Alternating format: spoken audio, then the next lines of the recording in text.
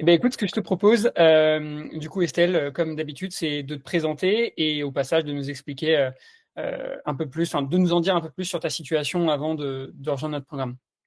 Ok. Eh ben, je m'appelle Estelle, j'ai 43 ans, je suis mariée et maman de trois enfants qui ont 19, 18 et 13 ans.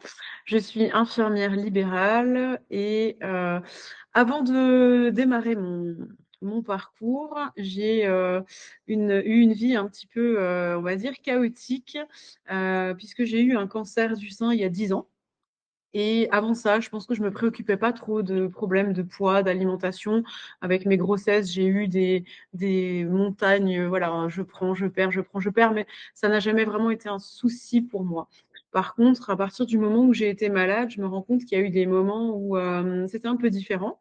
Tout ça, j'ai pu le relire seulement au fur et à mesure du programme, mais je me permets quand même d'en parler parce que finalement, je me rends compte que tout ça, c'est très insidieux, ça s'insinue dans notre vie et c'est pas quelque chose qui vient du jour au lendemain. Donc moi, j'ai par exemple analysé le fait que au moment où j'ai eu mon cancer, j'avais perdu tous mes kilos de grossesse, je me sentais bien dans mon corps, j'avais commencé à faire du sport. Avant ça, j'avais jamais été sportive. Et bah, après, quand j'ai commencé mes traitements, chimiothérapie, je me sentais pas bien, j'avais du mal à manger. Pour moi, tout ce qui était nourriture, c'était contraignant, j'avais des nausées. Et le jour où j'ai arrêté mes traitements, un des grands plaisirs qui est venu dans ma vie, c'est de retrouver justement le goût de l'alimentation. Donc pour moi, l'alimentation, c'était symptôme de je vais bien. Donc du coup, bah, je me faisais plaisir et au-delà. Et au fur et à mesure, bah, j'ai commencé à prendre beaucoup, beaucoup de poids. Et au final, sur mon parcours, j'ai pris à peu près 20 kilos. Voilà. Et je pense clairement que le yo-yo et les crises d'hyperphagie ont commencé à cette période-là, puisque bah, ensuite, chaque fois que j'étais heureuse, je mangeais. Quand j'étais angoissée, bah, je mangeais pour compenser, pour remplir quelque chose qui n'allait pas. Quand j'étais triste, je mangeais pour avoir bah, finalement aussi un réconfort. Et bah, de manière tout à fait sournoise, j'ai enchaîné entre les régimes relativement restrictifs pour pouvoir retrouver une silhouette qui me convient, avec des périodes où je me laissais complètement aller et où je reprenais du poids. Et jusqu'à me rendre compte, il y a finalement pas si longtemps que ça, plutôt on va dire sur le courant du mois de février l'année dernière, enfin cette année, que ben, pour moi, tout ça, ça relevait maintenant de crise d'hyperphagie, puisque j'allais, ben, comme beaucoup le connaissent ici, ouvrir le placard et manger tout ce qu'il y avait dedans, et sans avoir spécialement faim, et avec ce côté cercle vicieux où je culpabilisais et où je me sentais encore plus mal et où je retournais, et voilà, tout ce qu'on connaît. Donc moi, le début de mon parcours, je l'identifie vraiment comme ça. Et ensuite, il y a un jour où je suis tombée sur une vidéo d'Alexandre sur les réseaux sociaux où il y a eu ce mot hyperphagie et toute la description qui en a été faite. Et je me suis dit, mais en fait, c'est moi ça. Voilà. Et c'est comme ça que je suis rentrée vraiment dans cette phase-là où je me suis posé des questions. Ok.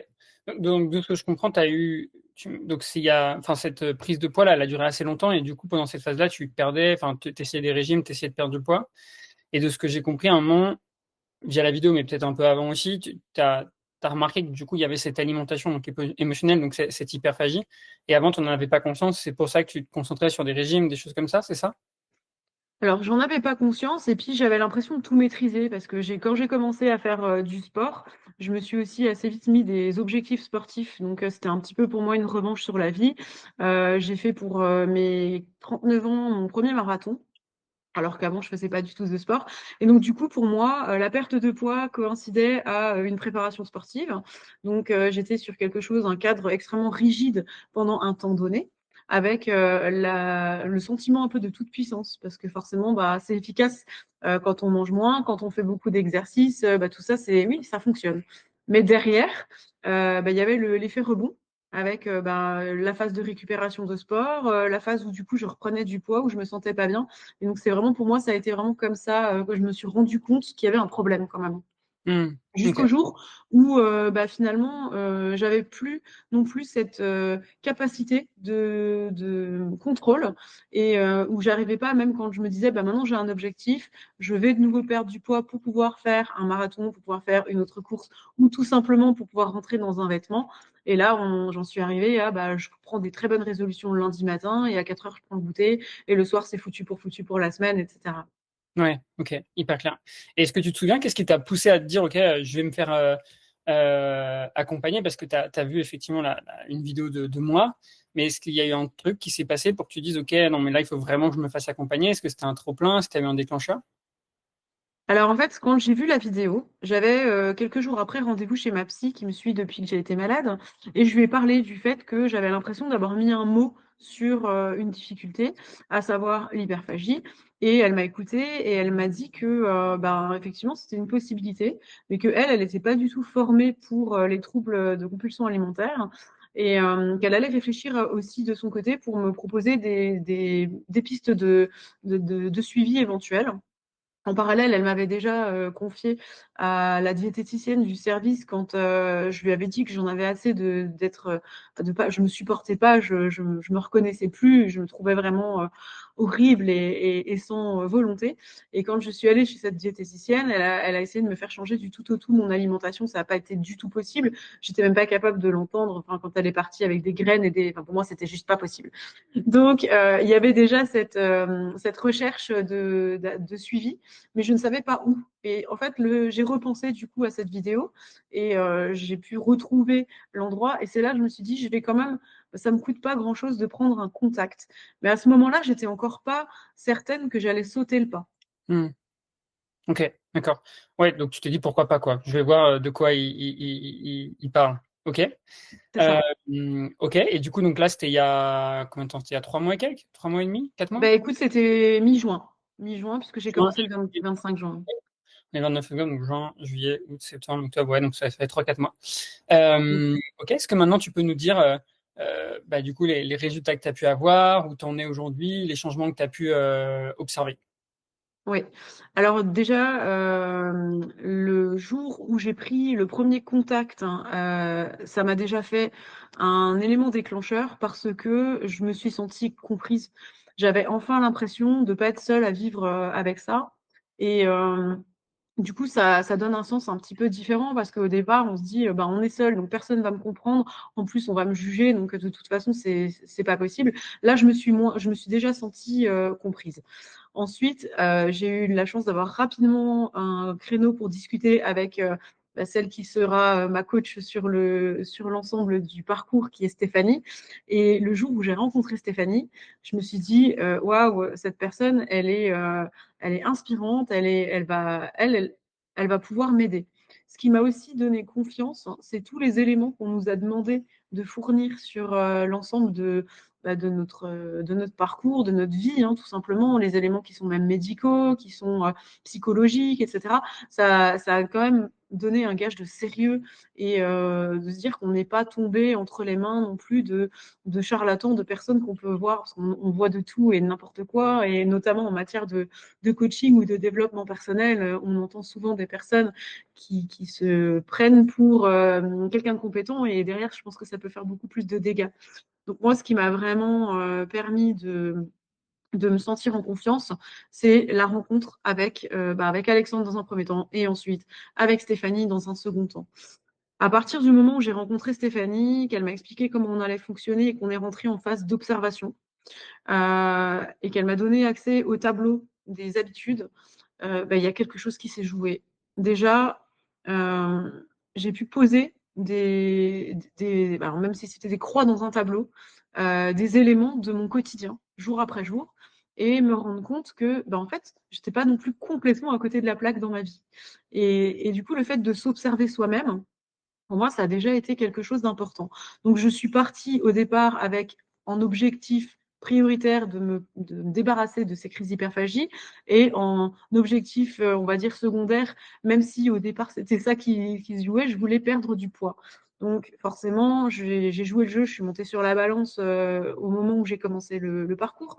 J'avais 78,5 kilos à peu près, de mémoire. J'ai pris mes mensurations, ça me gonfle de faire ce genre de choses, je détestais ça. Mais je l'ai fait quand même pour jouer le jeu. Assez rapidement, je me suis rendu compte que ce qui allait changer dans ma vie en premier, c'était les crises d'hyperphagie, parce que à partir du jour où j'ai commencé à remplir ce tableau, je n'ai plus jamais eu une crise. Donc ça, déjà pour moi, c'est une immense victoire. Je compte pas le nombre de jours, mais je peux dire qu'à partir de ce jour-là, ça c'était terminé. Et aujourd'hui, je peux dire avec certitude que j'ai l'impression que ça n'a jamais existé. Pour moi, j'ai été libérée de quelque chose. Alors évidemment, avec tout le trajet qui a été fait sur le parcours, parce qu'au départ, je me suis dit, c'est bizarre, j'ai encore pas commencé, j'ai déjà plus de crise. Ensuite, on se dit, c'est un petit peu trop facile pour que ce soit vrai. Elle est où la magie là-dedans et quand est-ce que ça va recommencer? Mais là, maintenant, en fin de parcours, je peux clairement le dire, j'ai plus peur. Parce que pour moi, ça, c'est vraiment derrière moi. Et c'est comme si ça n'avait plus existé. Après, du coup, le bénéfice secondaire, c'est que j'ai quand même commencé à perdre du poids. Alors au début, pas. Au début, je n'en prenais pas et c'était déjà pas mal. Et aujourd'hui, j'ai perdu à peu près 4,5 kg. Donc sur allez, 4 mois de programme. Sur mes régimes que j'aurais pu faire, ce serait ridicule comme résultat parce que c'était quelque chose que j'obtenais en 10 jours et puis qu'on voit bien après qu'ils ne tiennent pas. Et là, aujourd'hui, je sais que c'est quelque chose qui est durable et qui n'est que le début de mon parcours, puisque je n'ai rien fait, en fait. Je me suis juste écoutée, j'ai appris à me comprendre et à me respecter. Mmh. Ouais, comme tu le dis, c'est ça aussi la différence. Et en tout cas, dans ces 4,5 kg, c'est que tu n'as pas eu l'impression à aucun moment d'être au régime ou de te restreindre dans ce que tu devais faire. Et c'est devenu assez naturel de ce que je comprends, c'est ça? C'est ça. Et ce qui Ouais. est fou, c'est qu'au départ, quand on m'a parlé de l'équilibre de l'assiette, je la connais, l'équilibre de l'assiette. C'est quelque chose qu'on entend, qu'on étudie même dans mon quotidien au niveau professionnel. Mais de le, de l'imaginer pour soi, pour se faire du bien, eh ben, ça change complètement le sens, en fait, de la manière dont on le fait. Donc, c'est vrai qu'aujourd'hui, je fais très attention à ce que mes assiettes soient équilibrées. Mais par contre, si un jour on est invité, si par contre on est au restaurant, ou bien si une fois je sors du cadre pour une raison X ou Y, c'est pas grave. Parce que, effectivement, c'est pas ça qui va mettre en péril toutes les nouvelles habitudes. Mmh. OK. Bah oui, et puis tu le vois, comme tu l'as dit, ton poids, il descend et ça va sûrement continuer de descendre à partir du moment où tu as plus ces compulsions. C'est souvent ça qui se passe, hein, c'est que le poids, il descend progressivement sans changer quoi que ce soit. Et je pense que des fois, se mettre des contraintes, des restrictions, ça complexifie juste les choses. Autant maintenir et perdre peut-être un peu moins vite que ce qu'on aimerait ou ce qu'on a prévu initialement. Et derrière, au moins, on est sûr de ne pas le reprendre. Et c'est ça aussi la différence. C'est quoi le plus intéressant? C'est au final, quand tu dézoomes, parce qu'on pourrait dire oui, 4,5 kg en 4 mois ou 3 mois et demi, c'est pas énorme. Et quand tu dézoomes en un an, ça fait 13 et quelques ou 14, ce qui est beaucoup si tu es sûr de ne pas les Mmh. reprendre, tu vois. Ouais. Et juste, c'est aussi cette partie-là qui est importante. Donc c'est trop cool et bravo déjà pour ne plus avoir ces crises, d'avoir perdu du poids. Est-ce que tu as remarqué que ça a eu d'autres impacts, je sais pas, sur ta vie, ton humeur, ton énergie, ta confiance en toi? Est-ce qu'il y a d'autres choses qui ont été impactées? Ouais, il y a énormément de choses. Je suis même pas sûre que je penserais à tout donner aujourd'hui, mais je suis même pas sûre non plus que j'ai identifié tous les Mmh. bénéfices jusqu'à présent. Je les identifie au fur et à mesure. Il y a une chose qui est sûre, c'est que avant de commencer le programme, j'étais dans une période où j'avais absolument plus envie de cuisiner. Alors ça, c'est pareil, en le relisant, quand j'étais en arrêt maladie pendant quasiment 3 ans, j'ai tout fait à la maison.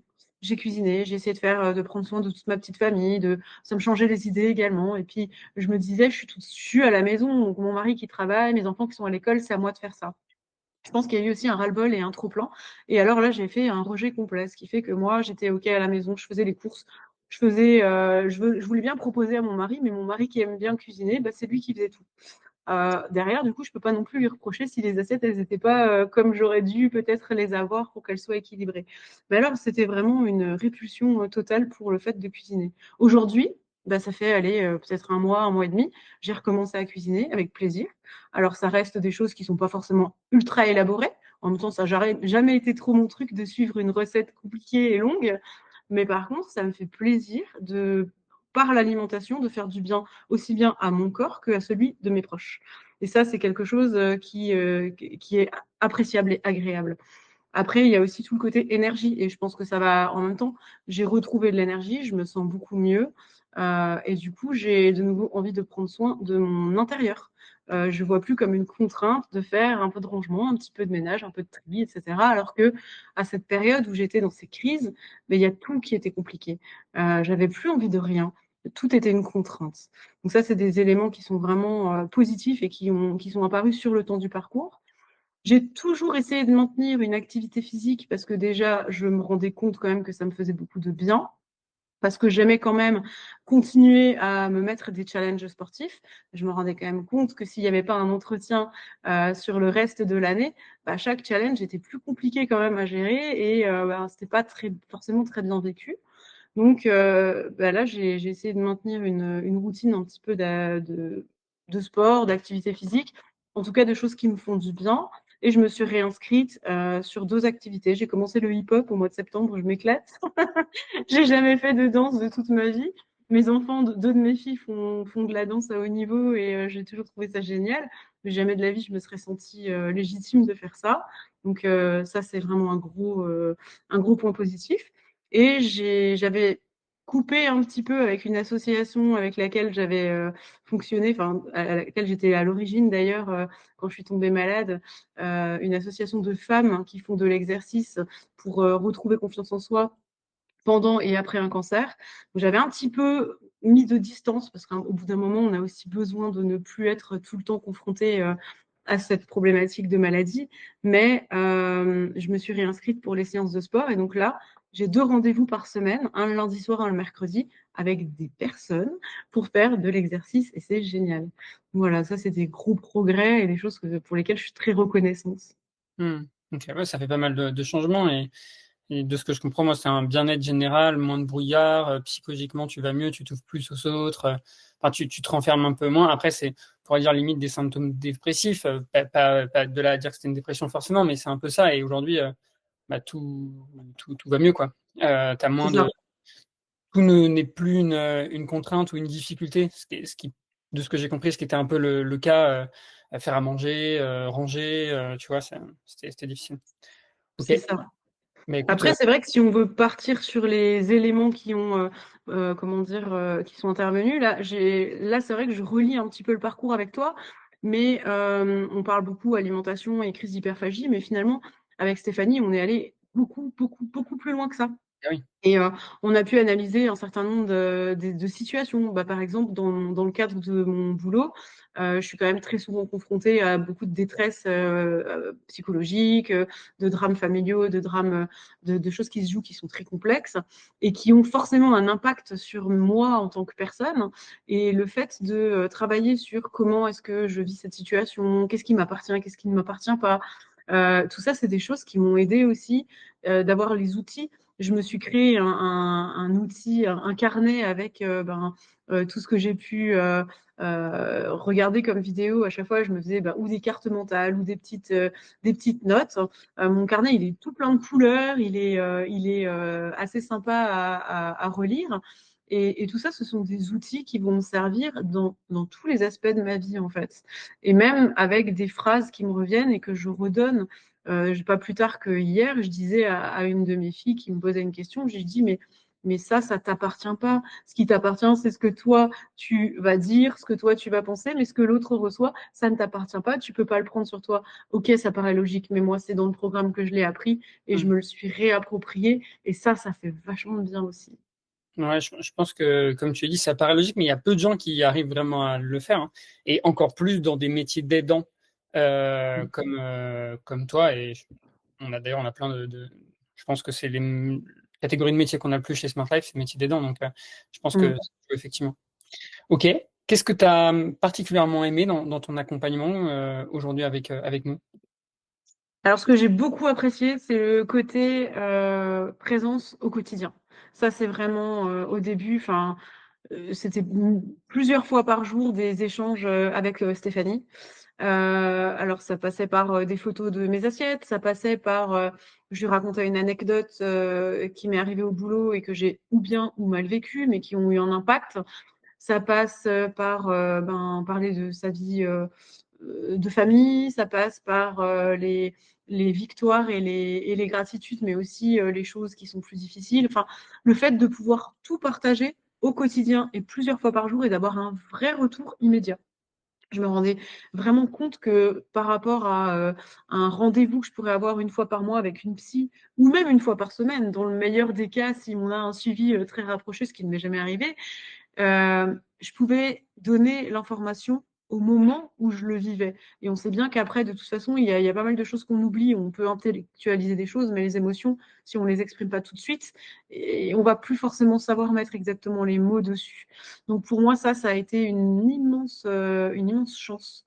Même le week-end, j'avais pas forcément besoin d'une réponse tout de suite. Mais le fait de faire un message le samedi et de savoir que du coup, elle va pouvoir l'entendre le lundi de la manière dont je l'ai vécu le samedi et me répondre en conséquence, ça, c'était vraiment un truc formidable. Donc ça, le fait de faire des bilans de semaine aussi, ça, c'est quelque chose qui m'a beaucoup aidé parce que, pareil, si je voulais faire un bilan par mois, je pense qu'il y a plein de choses que je l'occulterais. Même là, quand on vous demande qu'est-ce qui est bien, qu'est-ce qui m'a plu, ben, je pense qu'il y a plein de choses que j'ai oubliées, ou pas oubliées, mais en tout cas, je ne vais pas forcément penser à les redonner parce que, Ouais, ben, entre-temps, il s'est passé plein de choses, quoi. ouais, Ça, c'est ok. déjà des éléments. Après, j'ai beaucoup travaillé avec les vidéos. Et alors, je dis travailler parce que je prenais mon petit carnet, mes petits stylos, et j'ai tout mon petit dossier là. Alors, je sais pas si on le voit sur la caméra, non, c'est un peu compliqué, mais en fait, à chaque fois que je vois que je regarde une vidéo, je prenais mon cahier avec mes petits stylos, j'ai ma trousse avec mes crayons, mes stylos, et puis je le regardais une première fois, je prenais quelques notes. Puis ensuite, je le regardais une deuxième fois, je mettais pause et je faisais des petits focus dessus. Et j'ai beaucoup fait ça en essayant d'abord de le faire dans l'ordre, dans bah, on va dire un peu les prérequis, et puis ensuite, en fonction des choses que je vivais. Je me disais, bah, tiens, est-ce qu'il y a une vidéo qui va correspondre un petit peu à ce qui m'est arrivé aujourd'hui ou à une envie que j'ai en particulier. Donc, j'ai regardé pas mal de vidéos et ça a été vraiment un super outil aussi. Ouais, je pense que ça permet d'aller plus vite et surtout quand tu es comme toi, le bon élève, le cliché, mais de d'écrire, de prendre des notes et tout. Je pense que ça te permet vraiment de les ancrer en toi, plus que simplement regarder une vidéo. De toute façon, on le sait, hein, quand tu écoutes et que tu écris, enfin comme ça te permet de travailler ta mémoire et, auditive et puis en même temps visuelle. Donc Mm, trop bien d'avoir fait ça. Puis comme tu as dit, c'est un petit outil, un petit carnet que tu peux garder à vie, même dans les moments plus difficiles où tu dis ah c'est attention là. ça.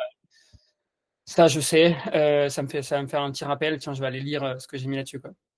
Mm. Euh, ok, hyper pertinent. Peut-être une dernière question. Qu'est-ce que tu dirais à une personne comme toi, enfin qui est dans ta situation avant de nous contacter et qui a potentiellement peur de se lancer, de se faire accompagner? Moi, je pense que la meilleure des choses qui puisse arriver à une personne qui a peur de se lancer, c'est de lâcher prise et de se laisser faire. Parce que, ben, en fait, quand on est dans le contrôle, à un moment donné, de toute façon, on se rend bien compte qu'on finit par ramer et ça marche pas. Et là, le fait de plus avoir toute cette pression à porter seule sur ses épaules et d'être tellement guidé et accompagné et de manière si personnalisée, ça ne peut être que bénéfique. On sait même pas, on a des objectifs, on ne sait pas exactement où ça va nous mener. Et finalement, c'est peut-être ça qui est encore le plus intéressant de se dire que ben ouais, on lâche, on se laisse aller, on se donne les moyens quand même de le faire, puisque ça demande quand même un engagement personnel, mais qui est vraiment pas insurmontable.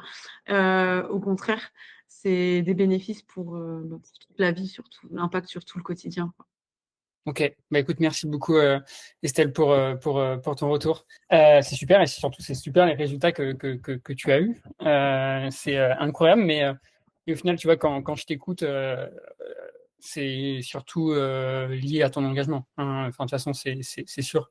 Quand je vois des notes, quand je vois tout ça, enfin, tu as joué le jeu à 100% et puis du coup, bah, ça fonctionne et tu te sens bien et tout roule. Et donc c'est super. Tu peux être fier. Mm. Parce que je sais que c'est pas toujours facile. Et au final, quand tu dézoomes il y a 4 mois, ouais, il y a quand même beaucoup de parcours qui ont été, enfin, qui a été fait, quoi. C'est, euh, Mais c'est incroyable, c'est complètement dingue. Ouais, c'est, c'est rien 4 mois, tu vois. On pourrait dire 4 mois, ouais, c'est que dalle. Surtout c'est ça. après avoir été dans cette situation pendant plusieurs années, tu vas te dire, waouh, là, ça va mieux. C'est dingue. C'est ça. Donc, bravo encore une fois. Et merci. J'oublierai jamais la fois où tu m'as dit que l'échec, c'était pas envisageable. C'est vrai que ça fait sourire au début et quand je dis je vais essayer, ça c'est pareil, c'est un élément qui m'avait vachement marqué, que je peux pas essayer, je vais y aller, je vais le faire, je vais réussir, quoi. Donc ça m'a beaucoup habité pendant le parcours. Je le répète tout le temps, je dis à tout le monde, je dis t'échoues le jour où t'arrêtes quoi. Mm. Le jour où t'arrêtes pas, t'échoues pas. C'est pas un échec. Souvent, je prends l'exemple de J.K. Rowling, parce que c'est une auteure la plus connue Mm. des Harry Potter. Je crois qu'elle a eu 12 refus de maison d'édition avant d'être acceptée, tu vois. Mm. C'est la 13e qui l'a acceptée et aujourd'hui, première femme écrivaine à devenir milliardaire, je pense la plus C'est connue. ça. Donc faut jamais abandonner. Je pense que dans sa tête, et en plus, je sais que dans son histoire, elle était dépressive, elle était fauchée, elle aurait pu 15 000 fois abandonner et dire bah non, j'ai mes enfants, il faut que je m'en occupe et tout. Et elle l'a pas fait. Et en fait, c'est la même chose pour tout le monde. Faut y aller, faut y croire. Je pense qu'elle y croyait. Mm. Et se donner les moyens. Je pense, comme tu l'as dit aussi, Mm. je pense que c'est quelque chose qui ressort vraiment aussi de ce que tu dis dans l'interview, c'est vraiment se donner les moyens. Parce que c'est sûr que si tu Mm. y vas en faisant pas grand-chose, en attendant des résultats magiques, bah, ça marchera pas, mais ça marche. Enfin, il y a rien qui marchera, quoi. Tu Bien vois? sûr, tout à Donc fait. voilà. Mm. Bah écoute, je suis très content d'avoir pu échanger avec toi, Estelle.